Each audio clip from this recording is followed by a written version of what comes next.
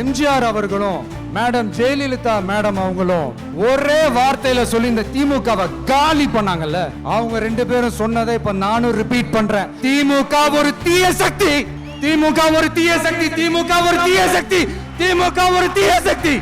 நம்ம CM sir அவர்கள் பேசும்போது சொன்னாங்க, என் கேரக்டரையே புரிஞ்சுக்க மாட்டேங்கிறேன். இது சினிமா டயலாக் இல்லையா? நான் ஏதாவது பேசினா சினிமா டயலாகா? சார் பேசினா அது சினிமா டயலாக் இல்லையா? சிலப்பதிகாரத்துல இருந்து எடுத்ததா அந்த லைன். என் கேரக்டரையே புரிஞ்சுக்க மாட்டேன்று ஓசில போற ஓசில போற ஓசில போறேன்னு சொல்லி அசிங்கப்படுத்துறீங்க. என்ன கேட்கறதுக்கு ஆள் இல்ல நினைச்சீங்களா? மக்களுக்கு ஒண்ணுன்னா இந்த விஜய் வந்து நிப்பா, இந்த விஜய் வந்து கேள்வி கேட்பா. உங்களை மாதிரி தனிப்பட்ட முறையில தரக்குறைவா அசிங்கமா பேசுறதுதான் அரசியல்னா அந்த அரசியல் நமக்கு வராது. வராதுன்னா நல்லாவே வரும். உங்களை விட எனக்கு அது நல்லாவே வரும். வேணான்னு விட்டு வச்சிருக்கிறோம். அப்புறம் உங்களுக்கு நமக்கு என்ன வித்தியாசம்? இது எப்படி இருக்கு தெரியுமா? எனக்கு பயம் இல்ல, எனக்கு பயம் இல்ல அப்படின்னு சத்தமா சவுண்ட் விட்டுக்கிட்டே சத்தமா பாட்டு பாடிக்கிட்டே இந்த நடுங்கிக்கிட்டே சின்ன பசங்க நடந்து போவாங்க. அந்த மாதிரி இருக்கு. முதல்ல மண்டையில இருக்கிற கொண்டைய மறைங்க சார். தமிழ்நாட்டில் உள்ள ஆறுகளை சுத்தப்படுத்துவோம்னு சொன்னாங்களே, செஞ்சாங்களா? ஆனா ஆத்து மணல கொள்ளையடிக்கிறதுல மட்டும் வேலையை கரெக்டா செய்வாங்க. இதுல வேற பெருமையா மாடல் அரசு மாடல் அரசுங்கிறது இல்ல. நான் கேக்குறேன், கூச்சமா இல்ல? நீங்க என்ன ட்ரை பண்ணாலும் எல்லாத்தையும் விட்டுட்டு மக்களுக்காக வந்திருக்கிற இந்த விஜய மக்கள் ஒரு நாளும் கைவிட மாட்டாங்க. நாங்க என்ன வாயிலே வடை சுடுறதுக்கு டிஎம்கேவா? டிவிகேடா? மஞ்சள்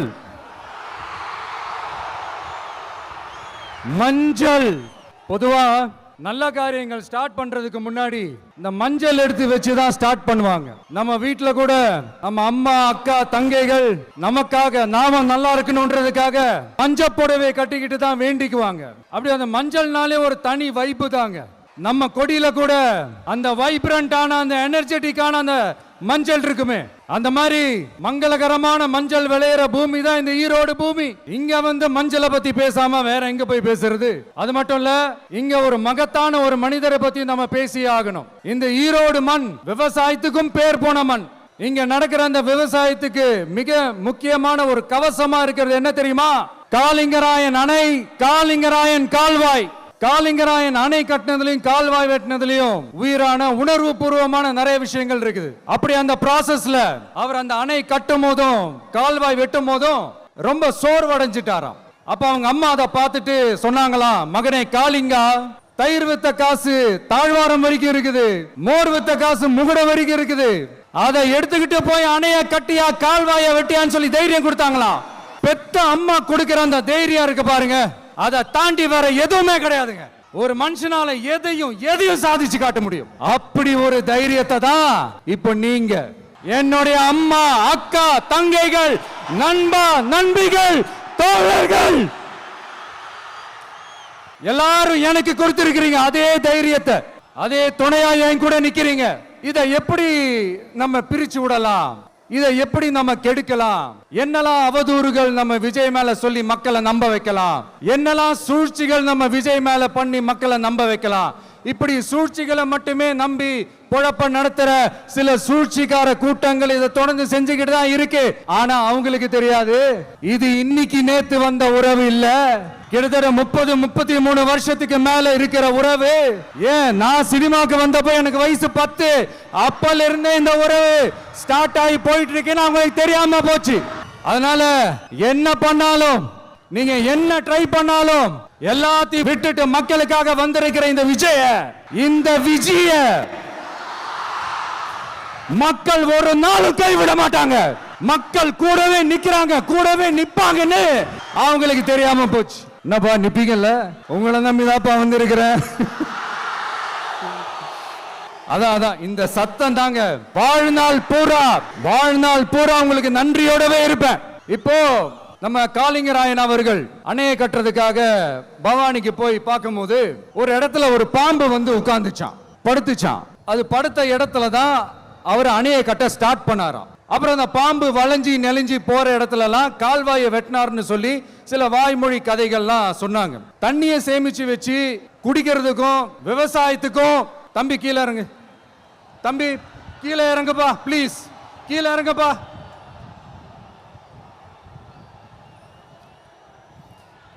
ஓகே, தேங்க்யூ தேங்க்யூ. கீழே இறங்குங்க, கீழே இறங்குப்பா. நீ இறங்கினாதான் முத்தம் கொடுப்பேன்.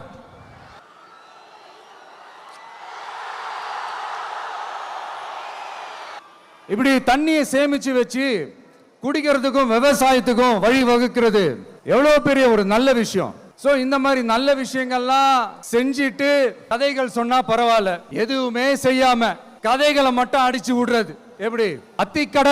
அத்திக்கடவு அவிநாசி திட்டத்தை இன்னும் விரிவுபடுத்தினா அந்த 3 மாவட்டத்தில் இருக்கிற லட்சக்கணக்கான மக்களுக்கு எவ்வளவு பிரயோஜனமா இருக்கும். எத்தனையோ லட்சம் ஏக்கர் நிலங்கள்ல விவசாயம் நடத்தினா எவ்வளவு பிரயோஜனமா இருக்கும். ஏன் அதெல்லாம் பண்ண மாட்டேன்றீங்க?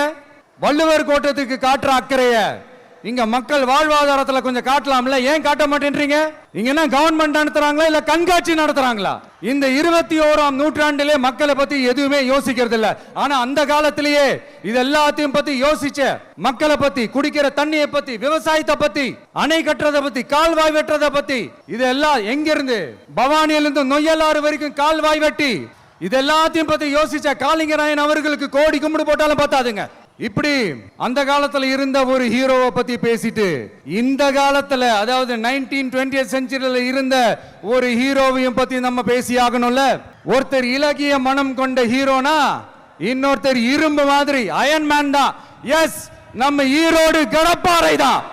ஒட்டுமொத்த தமிழ்நாட்டையே திருப்பி போட்ட சீர்திருத்த நெம்புகோல் ஈரோடு மாவட்டத்துல பிறந்த அவர்தான். இந்தியாவுக்கே இடஒதுக்கீடு சம்பந்தமான அரசியல் சட்டத்தை திருத்தறதுக்காக போராட்டம் நடத்தினவர் யாரு? நம்ம தந்தை பெரியாரு. 100 வருஷத்துக்கு முன்னாடியே வகுப்பு வாரி பிரதிநிதித்துவம் வேணும்னு கேட்டவர். அன்னைக்கும் சரி இன்னைக்கும் சரி ஒரு ஆச்சரியத்தோட பார்க்கக்கூடிய ஒரு மனிதர், நம்மளுடைய கொள்கை தலைவர். அப்ப அண்ணாவும் எம்ஜிஆரும் யாரு? பெரியார் அவர்கள் கிட்ட இருந்து எங்களுக்கு தேவையான கொள்கைகளை எடுத்துக்கிட்டோம். அவரை ஃபாலோ பண்ற, அவரை வழிகாட்டி ஏத்துக்கிட்ட அண்ணா அவர்கள் கிட்ட இருந்தோம், எம்ஜிஆர் அவர்கள் கிட்ட இருந்தோம் தேர்தல் அணுகுமுறையை எடுத்துக்கிட்டோம். அண்ணாவும் எம்ஜிஆரும் தமிழ்நாட்டோட சொத்து. அவங்கள பயன்படுத்துறத பத்தி யாரும் இங்க கம்ப்ளைண்ட்லாம் பண்ண முடியாது. அண்ணா எங்களோடது, எம்ஜிஆர் எங்களோடது, நீங்களா எடுத்துக்க கூடாது அப்படிலாம் யாரும் இங்க அழுதுட்டு இருக்க முடியாது சொல்லிவிட்டேன். அதனால நாங்க ஒரு வழியில அரசியல் செஞ்சுக்கிட்டு போயிட்டு இருக்கிறோம். உங்களுக்கு தான் டிவிக்கு ஒரு பொருட்டே இல்லல, அப்புறம் ஏன் கதறீங்க? அப்புறம் ஆளாளுக்கு அங்க போயிட்டு இங்க போயிட்டு புலம்பி தள்ளிக்கிட்டு இருக்கிறீங்க. இது எப்படி இருக்கு தெரியுமா? எனக்கு பயம் இல்ல, எனக்கு பயம் இல்ல அப்படின்னு சத்தமா சவுண்ட் விட்டுக்கிட்டே சத்தமா பாட்டு பாடிக்கிட்டே இந்த நடுங்கிக்கிட்டே சின்ன பசங்க நடந்து போவாங்க, அந்த மாதிரி இருக்கு. முதல்ல மண்டையில இருக்கிற கொண்டே மறைங்க சார். சும்மா மாறு வேஷத்துல மறு வச்சுக்கிட்டு மீடியா ஆளு, ரேடியோ ஆளுன்னு இவங்க ஆளுங்களே மாத்தி மாத்தி அனுப்பிக்கிட்டு இதெல்லாம் என்ன மக்களுக்கு தெரியாதுன்னு நினைச்சிட்டு இருக்கீங்களா? மக்கள் எல்லாத்தையும் உன்னிப்பா கவனிச்சிட்டு இருக்காங்க. அதனாலதான் சொல்றேன், உங்களுக்கு நீங்க கொள்ளையடிச்சு வச்சிருக்கிற காசு தான் துணை. ஆனா எனக்கு என் மேல எல்லையில்லா பாசம் வச்சிருக்கிற இந்த மாசு தான் துணை. இப்படி நமக்கு துணையா இருக்கிற ஈரோடு மக்களுக்காக நான் இப்போ குரல் கொடுக்கலாம் வந்திருக்கிறேன். சரி, இப்ப விஷயத்துக்கு வருவோம்.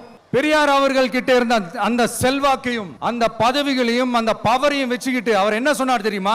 இவ்வளவு செல்வாக்கு, இவ்வளவு பதவிகள், இவ்வளவு பவர் இருந்தோம் நான் ஒரு 5 பைசா காசு சம்பாதிச்சிருப்பேனா? எனக்கோ இல்ல என் குடும்பத்துக்கோ பட்டங்கள் வேணும், பதவி வேணும்னு ஏதாவது கேட்டிருப்பேனா? இல்ல ஏதாவது லாபம் பார்த்திருப்பேனா? இல்ல எதுக்காவது ஆசைப்பட்டிருப்பேனா? ஆனா அவர் பேரை சொல்லிக்கிட்டு அவருடைய கொள்கையை ஃபாலோ பண்றதா சொல்லிக்கிட்டு இப்ப ஆட்சியில இருக்கிறவங்க என்னெல்லாம் செய்யறாங்கன்னு. அதனாலதான் சொல்றோம், பெரியார் பேரை சொல்லிக்கிட்டு தயவு செஞ்சு கொள்ளையடிக்காதீங்கயா, தயவு செஞ்சு கொள்ளையடிக்காதீங்க. அவரு பேரை சொல்லிக்கிட்டு பெரியார் பேரை சொல்லி கொள்ளையடிக்கிற இவங்க தான் நம்மளுடைய அரசியல் எதிரி. மக்களை நீங்க சொல்லுங்க, நம்மளுடைய அரசியல் எதிரி யாரு? நம்மளுடைய கொள்கை எதிரி யாரு? ரிப்பீட், நம்மளுடைய அரசியல் எதிரி யாரு? நம்மளுடைய கொள்கை எதிரி யாரு? உங்களுக்கு புரியுது இல்ல? எனக்கு அது போதும்யா, எனக்கு வேற எதுவுமே தேவையில்லை. அதனாலதான் நம்மளை பத்தி நம்ம அரசியலோட நீங்க எல்லாரும் என்னோட அரசியலோட கனெக்டடா இருக்கீங்கன்றது ரொம்ப தெளிவா தெரியுது. அதனால எனக்கு அது போதும். அதனாலதான் எதிரிகள் யாருன்னு சொல்லிட்டு களத்துக்கு வந்திருக்கிறோம். அதனால அவங்கள மட்டும் தான் எதிர்ப்போம். அதுவும் அந்த எதிரிகள் யாரு இப்போ இங்க 2026 சட்டமன்ற தேர்தலில் களத்துல இருக்கிறாங்களோ அவங்கள மட்டும் தான் எதிர்ப்போம். சும்மா களத்திலே இல்லாதவங்களையும் களத்துக்கும் அவங்களுக்கும் சம்பந்தமே இல்லாதவங்களையும் எதிர்க்கிற ஐடியாலாம் இல்ல பாஸ். நீங்க கேட்கிறீங்கன்றதுக்காக எல்லாம் எதிர்த்துட்டு இருக்க முடியாது பாஸ். எங்களுக்கு நிறைய வேலை இருக்குது. எத்தனை பொய்யான வாக்குறுதிகள். வந்த உடனே நீட்டை ரத்து செய்வோம், கல்வி கடனை ரத்து செய்வோம், கேஸ் சிலிண்டருக்கு மானியமா 100 ரூபாய் தருவோம், என்னெல்லாம் அடிச்சு விட்டுட்டு இன்னி வரைக்கும் கேக்குறேன், இதெல்லாம் சொன்னாங்களே செஞ்சாங்களா? இவங்க எப்பவுமே இப்படிதான், சொல்றது ஒண்ணு செய்யறது ஒண்ணு. திமுகவும் பிரச்சனைகளும் ஃபெவிகால் போட்டு ஓட்டின ஃப்ரெண்ட்ஸ் மாதிரி ஒன்னில இருந்து ஒன்ன பிரிக்கவே முடியாது. இப்போ ஈரோடு பகுதியில் இருக்கிற பிரச்சனையை பத்தி பேசுவோம். பெரியார் பேரை மட்டும் சொல்லிக்கிட்டு எப்படி அவரோட கொள்கைகளுக்கு எதிராக செயல்படுறாங்களோ அப்படிதான் இந்த மஞ்சள் நகரத்தோட மஞ்சளுக்கும் ஒண்ணும் பண்ணல, மஞ்சள் விவசாயிகளுக்கும் ஒண்ணும் பண்ணல. ஆராய்ச்சி மையம், சிறப்பு மையம்னு கோடியா டெண்டர் விட்டாங்க, பேருக்கு கட்டிடத்தை கட்டினாங்க. ஆனா உலகமே போட்டி போட்டு வாங்குற மஞ்சளை மதிப்பு கூட்டி விற்பனை செய்ய, அதாவது அதோட வேல்யூ இன்கிரீஸ் பண்ணி நம்ம விவசாயிகளுக்கும் இந்த மாவட்ட மக்களுக்கும் நன்மை செய்ய இதுவரைக்கும் என்ன செஞ்சிருக்காங்கன்னு யோசிச்சு பார்த்தா ஒரு பெரிய ஜீரோ தான். கரும்பு நெல்லுக்கு அரசாங்கம் விலை பிக்ஸ் பண்றாங்க, அதையும் ஒழுங்கா பண்றதில்ல. ஒவ்வொரு முறையும் பிரச்சனை. அங்க நெல் கொள்முதல் செய்யறதுல ஊழல். சரி, நாம கஷ்டப்பட்டு விளைய வச்சது வீணா போக கூடாதுன்னு நினைச்சு நம்ம விவசாயிகள் கேட்கிற லஞ்சத்தை கொடுத்தாலும் அதுக்கப்புறம் கூட அந்த கொள்முதல் ஒழுங்கா நடக்கிறது இல்ல. அதையும் தாண்டி ஏதோ ஒரு விலை விவசாயிகளுக்கு கிடைக்குது. அப்படிலாம் இல்லாம ஒழுங்கா நேர்மையா நம்ம மஞ்சளுக்கும் நியாயமான விலை பிக்ஸ் பண்ணி தரமான விதைகளை கொடுத்தா என்ன குறைஞ்சா போயிடுவாங்க? இதெல்லாம் யோசிக்கிறதுக்கு அவங்களுக்கு நேரமே இல்ல. 24/7 அவங்களோட யோசனை என்ன தெரியுமா? இந்த விஜயை எப்படி முடக்கலாம், தமிழக வெற்றி கழகத்தை எப்படியெல்லாம் முடக்கலாம், அப்படிதான் அவங்களுடைய சிந்தனையே 24/7. எத்தனையோ வருஷத்துக்கு முன்னாடி நம்ம காளிங்கராயர் நதிகளின் இணைப்புக்கு முன்னோடியா இருந்தார். பவானி ஆத்துல வர அதிகமான தண்ணி அணை கட்டி தேக்கி தண்ணீர் வறட்சியான பகுதிகளுக்கு அனுப்பினாரு. ஆனா இன்னைக்கு இவ்வளவு நவீன வசதிகள் இருந்தோம், இவ்வளவு சயின்ஸ் வளர்ச்சிகள் இருந்தோம், இவ்வளவு டெக்னாலஜி வளர்ச்சிகள் இருந்தோம், அவங்க வாக்குறுதியில ஒண்ணு கொடுத்தாங்கல்ல, பவானி நொய்யலாறு அமராவதி 6 இணைப்பு திட்டத்துக்கு ஒரு துரும்ப கூட கிள்ளி போடல. வாக்குறுதி நம்பர் 103 சொன்னாங்களே, செஞ்சாங்களா? சரி, இதாவது ஒரு பெரிய ப்ராஜெக்ட் வைங்க. ஆறுகளை சுத்தப்படுத்த பல ஆயிரம் கோடி நிதி ஒதுக்குவோம், தமிழ்நாட்டில் உள்ள ஆறுகளை சுத்தப்படுத்துவோம்னு சொன்னாங்களே, செஞ்சாங்களா? ஆனா ஆத்து மணல கொள்ளையடிக்கிறதுல மட்டும் வேலையை கரெக்டா செய்வாங்க. இதை நான் ஏன் திரும்ப சொல்றேன்னா, மக்களே நீங்க புரிஞ்சுக்கணும். கொஞ்சம் மசந்தா மத்த மாவட்டங்கள்ல மணல் காணாம போன மாதிரி, மலைகள் காணாம போன மாதிரி, நம்ம மாவட்டத்துல தனி வளத்தை கொடுத்த செம்மண்ணும் காணாம போறதுக்கு வாய்ப்பு இருக்கு மக்களே. நம்ம மண்ணுக்கும் நம்ம ஆத்துக்கும் நம்ம விவசாயிக்கும் தான் இந்த மோசமான நிலைமை. அதனால ஏதாவது தொழில் செஞ்சு பிழைக்கலாம்னு பார்த்தா அதுக்கும் எங்க விடுறாங்க. தொழில்னு பார்த்தா 30% நெசவாளர்களுக்கு கூலி பாக்கி. அரசாங்கம் நம்ம நெசவாளர்கள் கிட்ட இருந்து கொள்முதல் செய்த வேட்டி சேலைக்கான கூலியை கூட போராடித்தான் வாங்க வேண்டியதா இருக்குது. அது சலுகையோ உதவியோ நலத்திட்டமோ கிடைக்காது. நம்ம உழைப்புக்கான ஊதியம், நம்மளோட உரிமை, அதுக்கே போராட வேண்டிய நிலையில தான் இந்த அரசாங்கம் நம்மள வச்சிருக்கு. நல்லா பாத்துக்கங்க மக்களே, உரிமைக்கு குரல் கொடுத்தவங்க தான் இவங்க. சிறு குறு தொழில்கள் பீக் ஹவர்ஸ் சார்ஜ்னு கரண்ட்டுக்கு அநியாய விலை வச்சு அதையும் செய்ய விடாம நம்மள முடக்கிறாங்க. அந்த பீக் ஹவர்ஸ் சார்ஜ் கொள்ளையால எத்தனை வருஷமா எவ்வளவு பேர் பாதிக்கப்படுறோம், எவ்வளவு தொழில்கள் பாதிக்கப்படுது. நாமளும் கத்துறோம், போராடுறோம், கோரிக்கை வைக்கிறோம். எதையாவது இவங்க கண்டுக்கிறாங்களா? கொஞ்சம் யோசிங்க. ஏன் கண்டுக்க மாட்டேன்றாங்கன்னு கொஞ்சம் யோசிங்க. அப்பதாங்க பிரைவேட்ல அதிக விலைக்கு கரண்ட் வாங்க முடியும், அதுக்கு டெண்டர் விட முடியும். அப்படி டெண்டர் விட்ட மேட்டர்ல எல்லாம் என்ன நடக்கும்னு உங்களுக்கும் தெரியும், எனக்கும் தெரியும், நம்ம எல்லாருக்குமே தெரியும். இந்த மாதிரி ஈரோடுல மட்டும் இல்ல, எந்த மாவட்டத்துக்கு போனாலும் பிரச்சனைகள் மேல பிரச்சனைகள் தான். அதையெல்லாம் தீக்கிறதுக்கு ஒரு சொல்யூஷன் கூட சொல்லாம இதுல வேற பெருமையா மாடல் அரசுங்கிறது இல்ல. நான் கேக்குறேன், கூச்சமா இல்ல? இதெல்லாம் கேட்டா அப்படியே நம்ம பக்கம் யூட்டர்ன் அடிச்சு வந்துருவாங்க.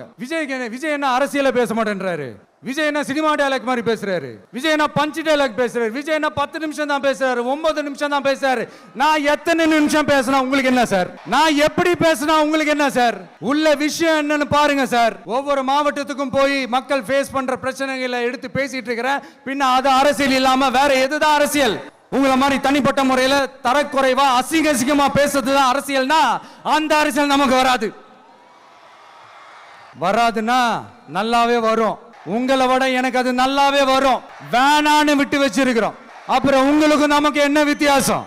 காஞ்சிபுரத்துல நாம பேசும்போது இந்த மாதிரி உங்களால் அமைக்கப்பட போற ஆட்சியில நம்ம ஆட்சிக்கு வந்த உடனே என்னெல்லாம் செய்ய போறோம்ன்றது சிலது சொன்னோம். அதையெல்லாம் தப்பா புரிஞ்சுக்கிட்டு இப்போ சொல்றேன், விளக்கமா சொல்றேன், நான் சலுகைகளுக்கு எதிரானவன் கிடையாது. மக்களுக்கான சலுகைகளை இலவசம்னு சொல்லி அசிங்கப்படுத்துறதுல எனக்கு உடன்பாடு கிடையாது. மக்கள் காசுல மக்களுக்கு செய்யறதை எப்படி இலவசம்னு சொல்லுவீங்க? அப்படியே செஞ்சிட்டாலும் ஓசில போறேன்னு சொல்லி அசிங்கப்படுத்துறீங்க. என்ன கேட்கறதுக்கு ஆள் இல்லைன்னு நினைச்சீங்களா? மக்களுக்கு ஒண்ணுன்னா இந்த விஜய் வந்து நிப்பா, இந்த விஜய் வந்து கேள்வி கேட்பா. இந்த விஜய் எப்பவுமே மக்கள் பக்கம் தான், அதே மாதிரி மக்களும் என் பக்கம் தான். என் மக்கள் மானத்தோட மரியாதையோட கௌரவத்தோட வாழணும். என் மக்கள் யாருக்கும் கீழே கிடையாது.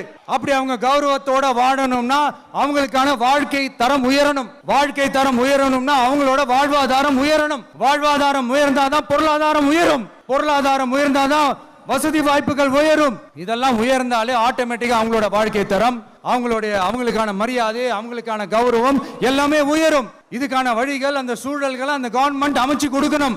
இதுக்கான அந்த திட்டங்களை செயல்படுத்தணும். இதெல்லாம் செஞ்சாதான் இந்த அரசாங்கம் ஒரு நல்ல அரசாங்கம். இதைத்தான் இன்னைக்கு சொன்னோம். உடனே சொன்னா மட்டும் போதுமா? எப்படி செயல்படுத்துவீங்க? நாங்க என்ன வாயிலேயே வடை சுடுறதுக்கு டிஎம்கேவா, டிவிகேடா? எல்லாருக்கும் நிரந்தரமான ஒரு வீடு இருக்கணும்னு சொன்னோம். உடனே எங்க ஆட்சியிலே நாங்க எல்லாரும் வீடு கட்டி கொடுத்துட்டோமே அப்படிங்கிறது இல்ல. நான் கேட்கிறேன், இங்க உங்களை தான் கேட்கிறேன், இங்க வாடகைக்கு இருக்கிறவங்களே இங்க யாரும் இல்லையா? எல்லாருக்கும் சொந்தமா வீடு கட்டி கொடுத்துட்டாங்களா? அடுத்து வீட்டில் இருக்கிற ஒவ்வொருத்தரும் மினிமம் டிகிரி படிச்சிருக்கணும் அப்படின்னு சொன்னோம். உடனே எங்க ஆட்சியிலே எல்லாரும் டிகிரி படிச்சு முடிச்சிட்டாங்களே அப்படிங்கிற மாதிரி சொல்றது அது உண்மைனா? ஸ்கூல் லெவல்லையே டிராப் அவுட்ஸ் அதிகமானது யாரோட ஆட்சியிலங்க? பசங்க பிள்ளைங்க யாரும் ஸ்கூல்ல சேரலன்னு சொல்லிட்டு எனக்கு தெரிஞ்சு 207 கவர்மெண்ட் ஸ்கூல்ஸ் மூடினது யாரோட ஆட்சியிலங்க? இதுல கல்வியில் சிறந்த தமிழ்நாடுன்னு டிராமா வேற. அடுத்து குடும்பத்துல ஒருத்தருக்கு நிரந்தரமான வருமானம் வரணும், வேலை வாய்ப்பு கிடைக்கணும் அப்படின்னா நாங்க கொடுக்காத வருமானமா, நாங்க கொடுக்காத வேலையா அப்படிங்கிறது. எத்தனையோ லட்சம் காலி பணியிடங்கள் நிரப்புவோம்னு வாக்குறுதி கொடுத்துட்டு ஆட்சிக்கு வந்தீங்களே, எத்தனை லட்சம் காலி பணியிடங்களை நிரப்புனீங்க? அட்லீஸ்ட் 1 லட்சம் காலி பணியிடங்களாவது நிரப்புனீங்களா? இதெல்லாம் சொல்லிட்டு மக்களை ஏமாத்துறது யாரோட ஆட்சியிலங்க? அடுத்து ரொம்ப முக்கியமா, பெண்களுக்கு பாதுகாப்பு இல்ல, சட்டம் ஒழுங்கு சரியா இல்லைன்னு சொன்னா தமிழ்நாட்டுல பெண்கள் பாதுகாப்பு தான் அதிகமா இருக்குதான். நீங்க சொல்லுங்க மக்களே, பெண்கள் பாதுகாப்பு இருக்கு, சட்டம் ஒழுங்கு சரியா இருக்கு? அவங்க சொல்றது உண்மையா? அவங்க சொல்றதை நீங்க ஏத்துக்கிறீங்களா? சத்தமா கேக்குதா சார்? இதுதான் ரியாலிட்டி, இதுதான் நிஜம். நம்மளுடைய ஆட்சியில சட்டம் ஒழுங்குல சமரசமே இருக்காது. அதனாலதான் இவ்வளவு ஸ்ட்ராங்கா சொல்றோம், தைரியமா இருங்க மக்களே. இந்த மாதிரி விஷயங்கள்லாம் நம்ம மக்கள் கிட்ட எடுத்து சொன்னா உடனே இந்த மாதிரி இதெல்லாம் என்னென்ன செய்ய போறோன்றது சிலதெல்லாம் காஞ்சிபுரத்துல சொன்ன மாதிரி சொன்னா எல்லாத்தையும் தப்பா திருச்சி பேசிக்கிட்டு அவதூறு பரப்பிக்கிட்டு நான் கூட யோசிப்பேன், எம்ஜிஆர் அவர்களும் மேடம் ஜெயலலிதா மேடம் அவங்களும் ஒரே வார்த்தையில சொல்லி இந்த திமுகவை காலி பண்ணாங்கல்ல. நான் கூட யோசிப்பேன், ஏன் இவ்வளவு ஹார்ஷா பேசுறாங்க, ஏன் இவ்வளவு ஹார்ஷா அவங்கள திட்டுறாங்கன்னு யோசிச்சது உண்டு. இப்பதானே புரியுது. அவங்க 2 பேரும் சொன்னதை இப்ப நானும் ரிப்பீட் பண்றேன். திமுக ஒரு தீய சக்தி, திமுக ஒரு தீய சக்தி, திமுக ஒரு தீய சக்தி, திமுக ஒரு தீய சக்தி, தீய சக்தி, தீய சக்தி, தீய சக்தி. என் நெஞ்சில் குடியிருக்கும் ஈரோடு மக்களே, டிவிகே ஒரு தூய சக்தி. எப்படி? டிவிகே ஒரு தூய சக்தி. தூய சக்தி டிவிகேவுக்கும் தீய சக்தி டிஎம்கேவுக்கும் தான் போட்டியே. என்ன முடக்கலாம்னு நினைக்கிறீங்க, ஆனா இந்த சத்தத்தை ஒரு நாள் உங்களால முடக்க முடியாது. மக்கள் விரோத திமுக அரசை வீழ்த்த மக்கள் சக்தியான நம்மளால மட்டும்தான் முடியும். அண்ணன் செங்கோட்டையன் அண்ணன் அவர்கள் நம்ம கூட வந்து சேர்ந்தது நமக்கு ஒரு மிகப்பெரிய ஒரு பலம். அந்த மாதிரி செங்கோட்டையன் அண்ணன் அவர்கள் மாதிரி இன்னும் நிறைய பேர் வந்து சேர இருக்கிறாங்க. அவங்க எல்லாருக்குமே அந்த உரிய அங்கீகாரத்தை கொடுப்போம். அது மட்டும் இல்ல, அப்புறம் இன்னொரு விஷயம் சொல்ல மறந்துட்டேன். இப்ப ரீசெண்டா ஒரு இடத்துல நம்ம சிஎம் சார் அவர்கள் பேசும்போது சொன்னாங்க, என் கேரக்டரையே புரிஞ்சுக்க மாட்டேங்கிறேன். இது சினிமா டயலாக் இல்லையா? நான் ஏதாவது பேசினா சினிமா டயலாகா, சார் பேசினா அது சினிமா டயலாக் இல்லையா? சிலப்பதிகாரத்துல இருந்து எடுத்ததான் அந்த லைன். என் கேரக்டரையே புரிஞ்சுக்க மாட்டேன்றது. உங்களை எப்படிதான் சார் புரிஞ்சுக்கிறது? எந்தெந்த விஷயத்துலலாம் சார் உங்க கேரக்டர் நாங்க புரிஞ்சுக்கிறது? அதையும் நீங்களே சொல்லிட்டீங்கன்னா கொஞ்சம் நல்லா இருக்கும் சார். சட்டம் ஒழுங்குல நாடே சந்தி சிரிக்குது, அதுலயா? பெண்கள் பாதுகாப்புல நாடே சந்தி சிரிக்குது அதுலயா? பொய் வாக்குறுதிகளா கொடுத்து ஏமாத்தி ஆட்சிக்கு வந்தீங்களே அதுலயா? எதுலதான் சார் உங்க கேரக்டர் நாங்க புரிஞ்சுக்கிறது? ஆனா ஒண்ணு, தமிழ்நாட்டுல ஆட்சி செய்யற நீங்களும் சரி, ஒன்றியத்துல ஆட்சி செய்யறவங்களும் சரி, நீங்க 2 பேரும் முதல்ல என்னோட கேரக்டரை புரிஞ்சுக்கணும் சார். என்னோட கேரக்டர்னு சொன்னது நம்ம மக்களோட கேரக்டர். 2026 சட்டமன்ற தேர்தலோட அந்த கேரக்டரே கொஞ்சம் வேற மாதிரி சார். அத கொஞ்சம் தயவு செஞ்சு நீங்க புரிஞ்சுக்கணும் சார். புரிஞ்சுக்கலனா மக்களே உங்களுக்கு புரிய வைப்பாங்க சார். கான்பிடென்ட்டா இருங்க சார். நல்லதே நடக்கும் சார். வெற்றி நிச்சயம் சார். மீண்டும் சந்திக்கும் வரை நன்றி, வணக்கங்க சார். நண்பா, நண்பிகள், இங்க எல்லாம் பார்த்தோம், எல்லாம் நல்லபடியா நடந்தது. சேஃபா வந்துட்டு சேஃபா வீட்டுக்கு போயிடுங்க. எனக்கு எல்லாத்தையும் விட நீங்க தான் எனக்கு முக்கியம். தயவு செஞ்சு சேஃப்டியா போயிட்டு வாங்க. ஒரு